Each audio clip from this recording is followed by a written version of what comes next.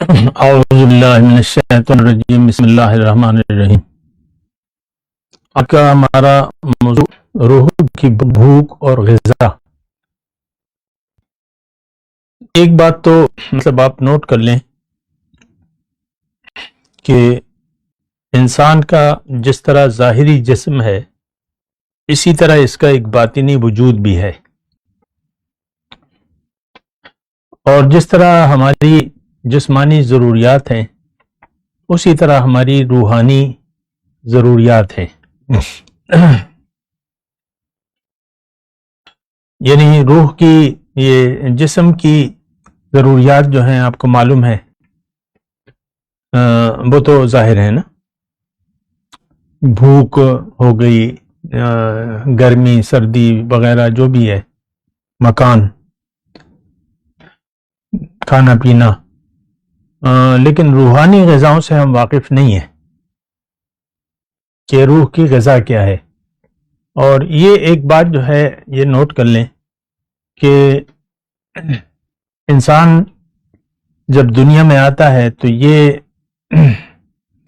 اس پر اس کا جسم غالب ہوتا ہے اور روح مغلوب ہوتی ہے، اور روح کا اسے پتہ نہیں چلتا، نہ اسے بتایا جاتا ہے، نہ خود یہ سوچتا ہے، اور نہ یہ یعنی عقل سے کام لیتا ہے۔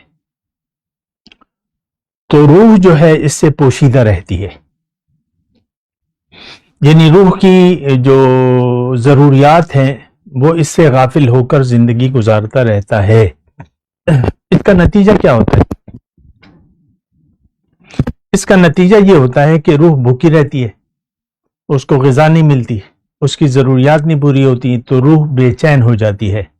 جس طرح کہ دیکھیں جسم ہے ہمارا، اور اس کو آپ اگر غذا نہ دیں، پانی نہ دیں، اور کھانا نہ کھائیں تو پھر جسم پریشان ہو جاتا ہے، اور اسی طرح اگر آپ سوئیں نہیں، مطلب نیند ہے، آرام جو ہے وہ جسم کی ضرورت ہے، آپ سوئیں نہیں تو پھر آپ کا جو ہے یہ نیند غالب ہو جاتی ہے، پھر تنگ کرتی ہے آپ کو نیند، مختلف چیزیں ہیں۔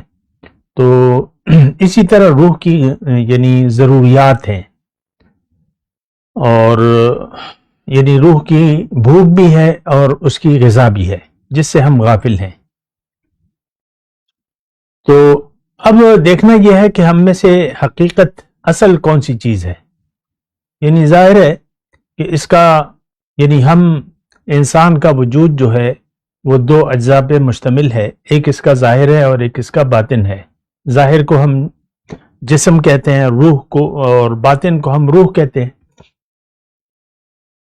ان دونوں کے ملنے سے جو چیز بنتی ہے اس کو ہم کیا کہتے ہیں؟ انسان۔ اب بات یہ ہے کہ انسان اشرف المخلوقات ہے، یعنی تمام مخلوقات جو ہے اس سے زیادہ افضل ہے، اور دوسری بات یہ ہے کہ تمام مخلوقات کو اللہ تعالیٰ نے اس کے لیے پیدا کیا ہے، یعنی یہ اس کی خدمت میں لگے ہوئے ہیں۔ یہ زمین، آسمان اور یہ جو کچھ بھی ہے، اللہ تعالیٰ نے قرآن میں فرمایا ہے وَسَخَّرَ لَكُم مَّا فِي السَّمَاوَاتِ وَالْأَرْضِ، اور تمہارے فائدے کے لیے میں نے مسخر کر دیا ہے جو کچھ آسمانوں اور زمین میں ہے۔ تو یہ تو مطلب عقل سے آپ سوچیں تو بات مطلب یہ ٹھیک ہے بات۔ یہ جتنی بھی غذائیں ہیں جو ہم استعمال کرتے ہیں، گندم ہے، مکئی ہے، اور یہ سبزیاں ہیں ساری جو آپ روزانہ استعمال کرتے ہیں، جن کے بغیر آپ کی ہنڈیاں نہیں پکتی، اور جو اجناس ہیں، گندم، دالیں، چاول، یہ اجناس ہیں، پھر جو پھل ہیں اس کے بغیر بھی غذا جو ہے مطلب نامکمل رہتی ہے۔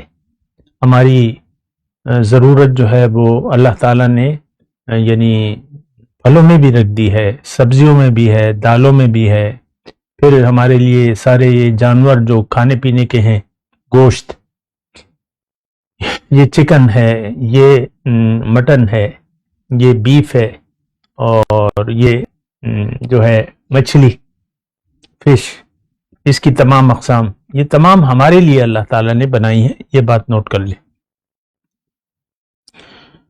تو اب یہ ہے نا کہ یہ ساری کائنات، تھوڑی سی بات یہ توجہ سے سنیں، یہ ساری کائنات تو اللہ تعالیٰ نے میرے لیے بنائی ہے، آپ کے لیے بنائی ہے۔ آپ نے کبھی سوچا یا یہ زحمت گواری کی کہ میرا کیا مقصد ہے، میں کس لیے ہوں؟ اس بات سے تو دیکھیں آپ انکار نہیں کر سکتے کہ یہ تمام کائنات کی چیزوں کو، زمین اور آسمان کی تمام نعمتوں کو، اس کی میں تفصیل میں نہیں جاتا، وہ بے شمار ہیں، اس کو آپ گن بھی نہیں سکتے، وہ آپ بذات خود استعمال کر رہے ہیں اور زیادہ تر فائدہ آپ کو پہنچ رہا ہے۔ یہ چارہ وغیرہ اگر آپ کے جانور کھاتے ہیں تو آپ جانوروں کو کھاتے ہیں، یعنی الٹیمیٹ آپ کو ہی فائدہ ہے۔ تو دیکھیں اس میں یعنی یہ بات سوچنے کی، یعنی غور طلب بات ہے۔ ہمارا مسئلہ یہ ہے کہ ہمیں دھوکہ لگ گیا ہے ظاہر کا، اور ظاہر کو ہم نے حقیقت سمجھ لیا ہے، اور ہم ظاہر کو مقصد بنا لیا، ہم نے جینے کا مقصد۔ آپ دیکھ لیں، آپ کی سمجھ میں ظاہر کے علاوہ کوئی بات نہیں آتی، اور حالانکہ ہم اپنے آپ کو مسلمان کہتے ہیں۔ مسلمان مومن جو ہے وہ تو آخرت کی کامیابی کے لیے جیتا ہے، وہ اپنی روح کے لیے جیتا ہے، ہم اپنے جسم کے لیے زندہ ہیں۔ آپ دیکھ لیں، آپ کی تمام سوچوں کا محور ظاہر ہے، جسم ہے، مادہ، میٹیریل، بات ختم ہو جاتی ہے۔ اس بات پر بھی تو آپ سوچیں نا، آپ روح کی غذا، بعض لوگ روح کی غذا، یعنی یہ سوالات ہمارے لیے بالکل نئے ہیں۔ کبھی آپ نے سنا کسی سے سوال کیا کہ بھئی روح کی بھوک کیا ہے، اس کی غذا کیا ہے؟ نو، یہ میں چیلنج کے طور پہ آپ کو کہہ رہا ہوں۔ کبھی آپ نے سوچا نہیں ہوگا، سوال نہیں کیا ہوگا کہ بھئی روح کی بھوک کیا ہے اور اس کی غذا کیا ہے۔ اور یہ عام مسئلہ ہے ہمارا، پوری قوم اور پوری امت کا مسئلہ ہے ہمارا، کہ ہم ظاہر کو تو جانتے ہیں لیکن اپنی حقیقت سے غافل ہیں اور غافل رہنا چاہتے ہیں۔ کوئی اگر آپ کو بتائے بھی تو لاکھ کوشش کے باوجود آپ کی توجہ روح کی طرف نہیں جاتی، آپ وہی ظاہر کا سوچتے رہتے ہیں، ظاہر میں مگن رہتے ہیں، ظاہر ہی آپ کا اوڑھنا بچھونا ہے، ظاہر آپ کو پریشان کرتا ہے، باطن آپ کو پریشان نہیں کرتا، یعنی باطن کے لیے آپ پریشان نہیں ہوتے۔ مسئلہ یہ ہے، یعنی آپ کی پریشانی باطن نہیں ہے، روح نہیں ہے۔ اور حقیقت یہ ہے کہ آج کا مسلمان جو ہے اپنی روح سے غافل رہ کر زندگی گزار رہا ہے، اور اسی طریقے سے یہ زندگی گزارنا چاہتا ہے۔ اللہ تعالیٰ نے قرآن مجید میں فرمایا ہے، ان الذین لا یرجون لقاءنا وردوا بالحیاۃ الدنیا واطمأنوا بها والذین هم عن آیاتنا غافلون اولئک مأواہم جہنم۔ وہ لوگ جو میری ملاقات کی امید نہیں رکھتے اور دنیا کی زندگی پر راضی ہیں، اس پر مطمئن بھی ہیں، اور ہمارے احکامات سے غافل ہیں، ان کا ٹھکانہ جہنم ہے۔ لیکن ہمیں تو کوئی پرواہ نہیں ہے، جنت میں جائیں جہنم میں جائیں دیکھا جائے گا، دیکھیں گے، دیکھا جائے گا۔ اول تو دیکھیں، میں آپ کو ایک بات کہہ رہا ہوں، اس کو ذرا آپ غور سے سنیں۔ آخرت پر ہمارا ذرہ برابر یقین نہیں ہے۔ جو ذرہ ہوتا ہے نا، ذرہ، رائی کا ذرہ، اس کے برابر بھی ہمارا یقین نہیں ہے۔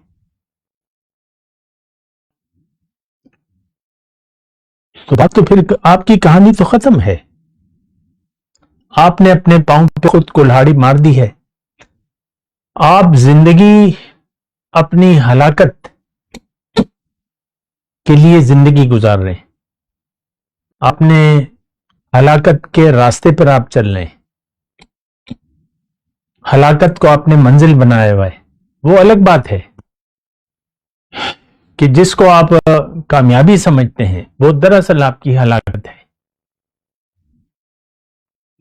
جس کو آپ کامیابی سمجھتے ہیں دنیا کو، اور جس دنیا کے متعلق آپ گم ہیں، آپ کی سوچیں اسی میں گم ہیں، یہ دراصل ہماری ہلاکت ہے، تباہی ہے. قرآن میں ایک آیت ہے، میں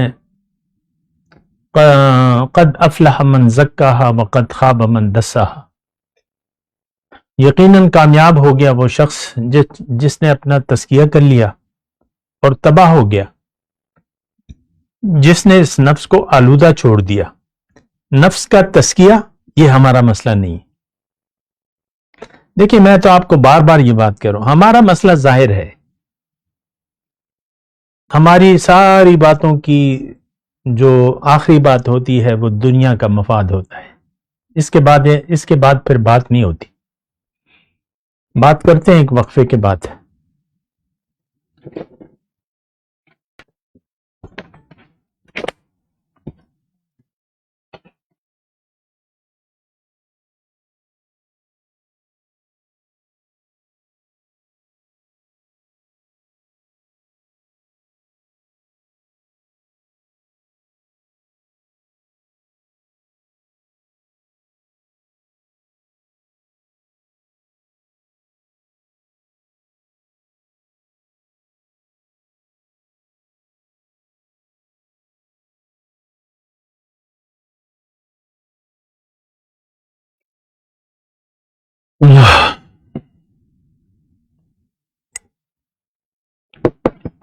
آج کا ہمارا موضوع یہ ہے کہ انسان کیوں پریشان رہتا ہے. دیکھیں، اگر آپ اپنی روح سے غافل ہیں، اس کا مطلب یہ ہے، یہ جملہ میں ذرا دوبارہ کہتا ہوں، اگر آپ پریشان رہتے ہیں، اس کا مطلب یہ ہے کہ آپ اپنے آپ سے غافل ہیں. اگر آپ پریشان رہتے ہیں، خوش نہیں رہتے، اس کا مطلب یہ ہے کہ آپ اپنی حقیقت سے بے خبر ہو کر زندگی گزار رہے ہیں. انسان کی حقیقت ظاہر نہیں ہے، انسان کی حقیقت باطن ہے، روح ہے. دیکھیں، میں آپ کو مختصر بات کہوں، زیادہ تفصیلی بات کرنے کا موقع نہیں ہے، لیکن میں آپ کو یہ کہوں کہ انسان کو اللہ تعالیٰ نے بنایا ہے اپنے لیے. اس کی منزل اللہ ہے. اس کا مطلب کیا ہے؟ اس کا مطلب یہ ہے کہ دنیا میں اللہ تعالیٰ نے ہمیں اس لیے بھجوایا ہے کہ ہم یہاں اللہ کی ملاقات کی تیاری کریں. اس کے علاوہ دنیا میں رہنے کا اور کوئی مقصد نہیں ہے. مختصر بات ہے. یعنی روح، دیکھیں، روح جو ہے جب یہاں دنیا میں آتی ہے تو یہ 0 پوائنٹ پہ ہوتی ہے. 0 پوائنٹ وہ اسلام آباد والی اس کے میں کہہ رہا ہوں نا، کیونکہ وہاں پہ ایک 0 پوائنٹ ہے. تو انسان کی روح جو ہے، انسان جب دنیا میں آتا ہے اور یہ بالغ اور باشعور ہو جاتا ہے تو یہ 0 پوائنٹ پہ ہوتا ہے. اب اگر اس نے سوچ سمجھ سے کام لیا، کسی کی بات سن لی دل کے کانوں سے یا عقل سے کام لیا، تو پھر عقل اسے کہتی ہے کہ تم سوچو کہ تمہارے خالق نے تمہیں دنیا میں کیوں بھجوایا ہے. تو پھر جب یہ سوچتا ہے تو پھر یہ یعنی رجوع کرتا ہے اللہ سے. اللہ سے رجوع کرنے کا مطلب قرآن سے رجوع کرتا ہے، کیونکہ قرآن کے ذریعے اللہ تعالیٰ نے انسان سے بات چیت کی ہے. اللہ تعالیٰ نے کسی اور مخلوق سے بات چیت نہیں کی، انسان سے بات چیت کی ہے. کچھ انسانوں سے براہ راست کی ہے، کچھ پہ وحی بھجوائی ہے، اور عام انسان سے اللہ تعالیٰ نے اپنے کلام کے ذریعے مخاطب ہوا ہے. یا ایہا الناس، اے لوگو. مختلف موضوعات ہیں، باتیں ہیں. تو یہ پھر جب عقل و فکر سے کام لیتا ہے، اللہ سے رجوع کرتا ہے، اللہ کے باتیں سننے کے لیے، اللہ کی قرآن کو جاننے کے لیے رجوع کرتا ہے، قرآن فہمی جسے آپ کہتے ہیں، جس کے لیے آج ہم تیار نہیں ہیں۔ پھر یہ پیغمبر جو قرآن سمجھانے والی ذات ہے، اور پیغمبر کے جو متبعین ہیں، جو نبی کے نائب ہیں، ان سے رجوع کرتا ہے کہ مجھے آپ بتائیں کہ میں کون ہوں، کیوں ہوں، منزل کیا ہے، راستہ کیا ہے۔ تو پھر وہ 0 پوائنٹ سے پھر اس نے اپنا رخت سفر باندھ دیا اللہ کی طرف، اللہ کو منزل بنا لیتا ہے، یقین کر لیتا ہے اللہ کی باتوں پر۔ وَأَنَّ إِلَىٰ رَبِّكَ الْمُنْتَهَىٰ، اے انسان تیری انتہا تو رب ہے، تیری منزل دنیا نہیں ہے، تیری منزل رب ہے۔ اِنَّا لِلَّهِ وَإِنَّا إِلَيْهِ رَاجِعُونَ، اے انسان تم اللہ کے ہو، اور یہاں تم نے دنیا میں تیاری کر کے واپس جانا ہے اللہ کے پاس، اور کسی مخلوق کے بارے میں یہ جملہ نہیں ہے کہ اِنَّا لِلَّهِ وَإِنَّا إِلَيْهِ رَاجِعُونَ، کسی مخلوق کے بارے میں۔ انسان کا شرف فضیلت ہے یہ۔ تو اب یہ 0 پوائنٹ سے سفر شروع کرتا ہے اللہ کو منزل بنا کے اللہ کے راستے کی طرف۔ اگر یہ ایسا کر لیتا ہے، پوائنٹ نوٹ کریں، اگر یہ اللہ کو منزل بنا لیتا ہے مخلص، اس کی نیت میں کھوٹ نہیں ہوتا کہ بس مجھے تو دنیا بھی چاہیے اور وہ بھی چاہیے۔ دیکھیں دنیا تو آپ کو ملے گی، آپ نہ بھی چاہیں تو جو مقدر ہے آپ کو ملے گا، تو اس میں طلب کی کوئی بات نہیں ہے۔ طلب کرنا ہے آپ کو اللہ کو، آپ کو طالب بننا ہے اللہ کا، اللہ کی ملاقات کا، اور اللہ کے راستے پر چلنا ہے۔ اگر آپ ایسا کر لیں گے تو پھر آپ پریشان نہیں ہوں گے۔ ایک بات یہ بنیادی طور پہ نوٹ کر لیں، آپ پرسکون ہو جائیں گے، آپ کی روح دیکھے گی کہ بھئی راستہ ٹھیک ہے، یہ تو سیدھے راستے پر آ گیا، روح کی پریشانی ختم ہو جائے گی۔ لیکن اگر آپ نے دنیا کے بارے میں دھوکہ کھا لیا اور اس کی چمک دمک کو دیکھ کر آپ اس کی طرف دیکھنے لگے، اس کو اپنا مدعا اگر آپ بنا لیا، جیسے کہ آج کے مسلمان نے سب کے سب دنیا کو مدعا بنا کے جی رہے ہیں، ہماری کوئی اور پریشانی نہیں ہے سوائے دنیا کی، ہماری کوئی اور خوشی نہیں ہے سوائے دنیا کی۔ اس بات کو ذرا نوٹ کریں نا، آپ کی تمام خوشیاں ظاہر تک محدود ہیں، یہ میں، یہ میری بیوی، یہ میرا شوہر، یہ میرے بچے، ختم بات۔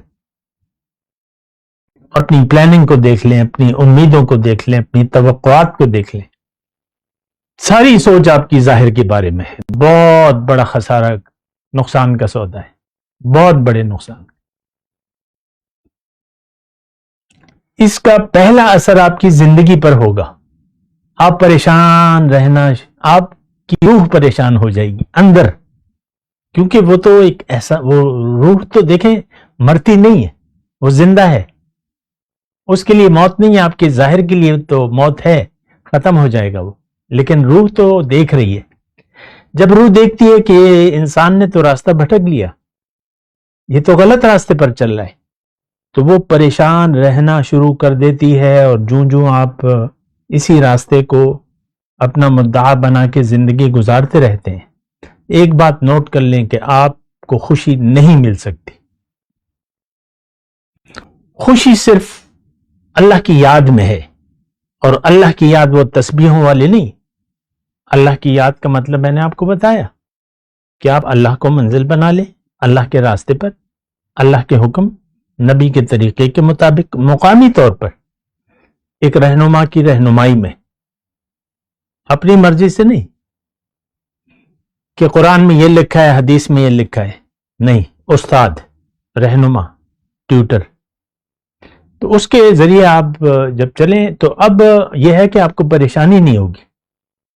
دنیا جو آپ کو ملنی ہے وہ ایٹ اینی کاسٹ ملے گی، یہ بات نوٹ کر لیں۔ یہ نہیں ہو سکتا کہ آپ نے رخ دنیا کی طرف کر لیا تو آپ پر دنیا برسنے لگے گی۔ ام للانسان ما تمنا، اللہ تعالیٰ کہہ رہا ہے کیا انسان کے لیے وہ کچھ ہوگا جو یہ تمنا کرے؟ نو، میرے ہاتھ میں ہے سب کچھ، دنیا بھی میرے ہاتھ میں، آخرت بھی میرے ہاتھ. تو ایک بات یہ ہے کہ اگر آپ نے دنیا کو مقصد بنا لیا، دنیا اللہ تعالیٰ آپ کو دنیا دے گا جو لکھی بھی ہے. لیکن نقصان یہ ہے کہ آخرت میں اب آپ کا کوئی حصہ نہیں ہے، اور آخرت دنیا ہی میں آپ کی شروع ہو جاتی ہے.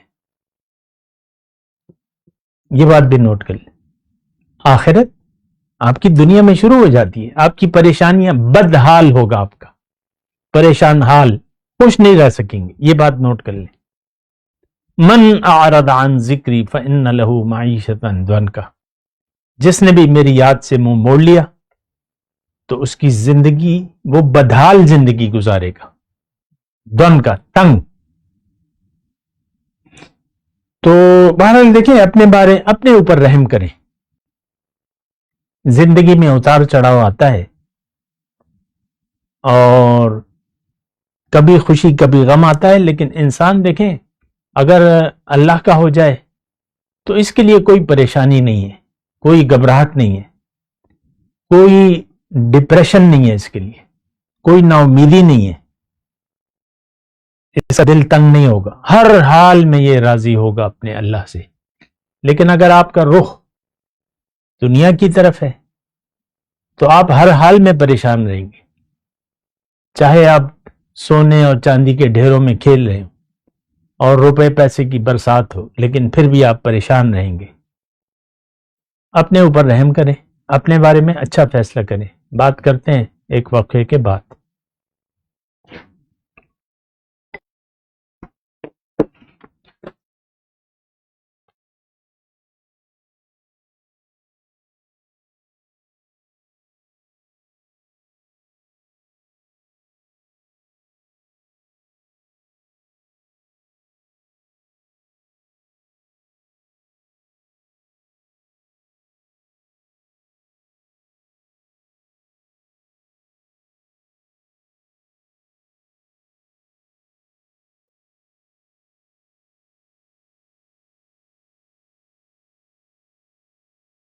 اللہ اکبر. آج کا میرا موضوع یہ ہے کہ روحانی علاج مگر کیسے. دیکھیں، ایک بات تو یہ نوٹ کر لیں کہ ہم انسان جو ہے وہ بیمار ہے. ہمارا مسئلہ یہ ہے کہ ہم اپنے آپ کو ٹھیک سمجھتے ہیں، تندرست سمجھتے ہیں اور کامل سمجھتے ہیں، اور اصلاح کی ہم اپنے آپ کو اصلاح یافتہ سمجھتے ہیں. ہر شخص اپنے آپ کو ٹھیک کہتا ہے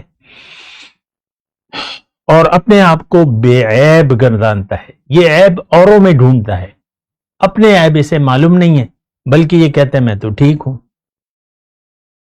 میرے ابو ٹھیک نہیں ہے، میری امی ٹھیک نہیں ہے، یہ میرے بڑے سب نہیں جانتے، میں جانتا ہوں، میں جانتی ہوں. آپ نے دیکھیں، یہ انسان کی فطرت ہے، یہ اپنے آپ کو عقل کل سمجھتا ہے اور سر جھکانے کے لیے تیار نہیں ہے، کسی کی سننے کے لیے تیار نہیں ہے، یہاں تک کہ یہ اللہ کی بھی سننے کے لیے تیار نہیں ہے. آپ دیکھ لیں، قرآن سے تو ہم نے منہ موڑ لیا ہے. اللہ کس سے مخاطب ہے قرآن میں؟ ہم سے مخاطب ہے، لیکن ہم اللہ کی سننے کے لیے تیار نہیں ہیں. اپنی دیکھ لیں آپ کی کتنی واجبی سی دلچسپی ہے قرآن کی سیکھنے میں.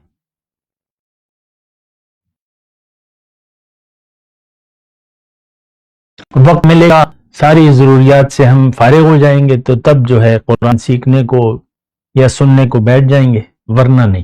ٹائم اس کے لیے اسپیشل خاص نو. آپ دیکھ لیں، انسان اللہ کی بھی سننے کے لیے تیار نہیں ہے. اللہ کی باتیں جو اللہ نے اس سے کی ہیں. تو بہرحال ایک بہت بڑا یعنی سمجھنے اور سمجھانے میں بہت بڑا ایک فرق ہے.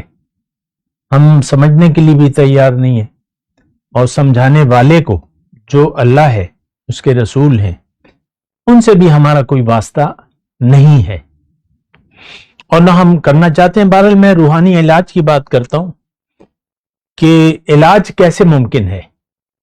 علاج جب آپ کروائیں گے تو ہوگا. وہ کہتے ہیں نا دل کی آنکھوں کا علاج کیسے ہوگا، دل کی آنکھوں کا علاج ایسے نہیں ہوگا. دیکھیں ظاہری آنکھیں، مثال کے طور پہ اگر آپ کی آنکھ میں پردہ آ گیا یا کوئی بھی بیماری ہے تو آپ اس کے پہلے تو آپ کو ضرورت محسوس ہوگی، بھئی میری آنکھوں میں سوزش ہو رہی ہے، کم نظر آ رہا ہے، یہ آ رہا ہے، وہ آ رہا ہے. تو پھر آپ یعنی مشورہ کریں گے. اگر آپ خود مختار ہیں، مرد ہیں، تو چلے جائیں گے ڈاکٹر کے پاس. اور اگر گھر میں ہیں آپ تو پھر آپ اپنے بھائی سے، شوہر سے ادھر ادھر بات کریں گے کہ بھئی وہ آنکھوں، پھر جائیں گے ڈاکٹر کے پاس. پھر ڈاکٹر جیسے کہے گا ویسے کریں گے، جیسے بٹھائے گا ویسے بیٹھیں گے، جیسے آپ آنکھ کھلوائے گا آپ کھولیں گے، جو قطرے دے گا وہ آپ قطرے ڈالنے پڑیں گے. جو وہ کہے گا آپریشن ہونا ہے تو پھر آپریشن کرائیں گے، اس کی تکلیفوں سے نہیں گھبرائیں گے.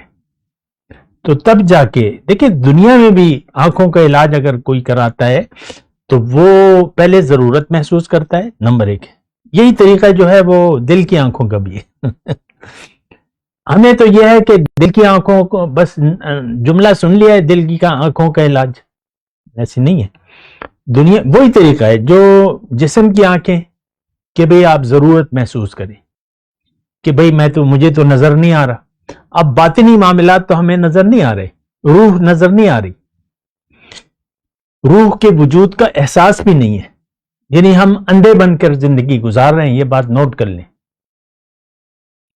اور اگر اسی طرح اندھے بن کر ہم زندگی گزارتے رہے، یہ بات نوٹ کر لیں، من کان فی ہذہ اعمی فہو فی الآخرۃ اعمی واضل سبیلا. جو یہاں اندھا بن کے رہا تو قیامت کے دن بھی وہ اندھا بن کے اٹھایا جائے گا، اندھا بنا کے اٹھایا جائے گا. پھر اللہ تعالیٰ سے وہ پوچھے گا قال رب لم حشرتنی اعمی وقد کنت بصیرا. اے میرے رب، کیوں آپ نے مجھے اندھا پیدا کیا، میں تو دنیا میں دیکھنے والا تھا. تو اللہ تعالیٰ کی طرف سے کیا جواب آئے گا؟ قال کذالک اتتک آیاتنا. دیکھو اے میرے بندے یا اے میری بندی، میرے احکامات تمہارے پر آئے، فنسیتھا، آپ نے اسے بھلا دیا. وکذالک الیوم تنسیٰ، آج میں تمہیں بھلا دوں گا. تم نے مجھے بھلا دیا، میں تمہیں آج بھلا دوں گا. وکذالک نجزی من اسرف ولم یؤمن بآیات ربہ، میں اسی طرح بدلہ دیتا ہوں جو حد سے تجاوز کرے اور اپنے رب کے احکامات پر یقین نہ کرے. تو بہرحال دیکھیں، علاج کی میں بات کر رہا ہوں. آنکھوں کا علاج یعنی دنیا میں آپ ایسے کرائیں گے کہ آپ ضرورت محسوس کریں گے کہ میں تو اندھا ہو رہا ہوں، چلو ڈاکٹر کے پاس، جلدی چلو. پھر ڈاکٹر کی ہدایت، تمام ہدایت. تو اگر وہ سارا آپ سر خم تسلیم کر لیں گے ڈاکٹر کے سامنے تو ٹھیک ہے، یعنی دوائی، علاج، آپریشن جو بھی ہے، پھر آپ کی آنکھوں کا علاج ہو جائے گا. اسی طرح روح کا ہے. روح کے آنکھوں کا علاج اگر آپ کرنا چاہتے ہیں تو پہلے تو آپ احساس کریں کہ آپ اندھے ہیں.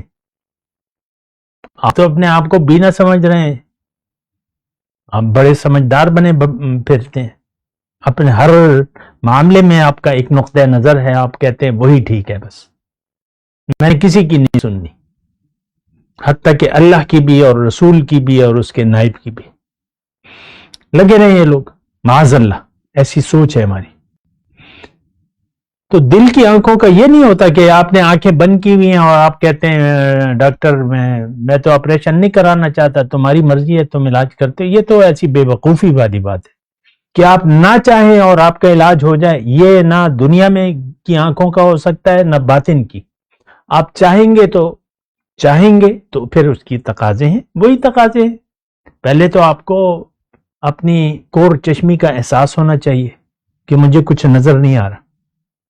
تو چلو کسی ڈاکٹر کے پاس چلتے ہیں، اس کی بات سنتے ہیں، اس پر یقین کرتے ہیں، وہ جو کہے پرہیز اور علاج بتائے تو پھر دل کی آنکھوں کا بھی علاج ہو جائے گا.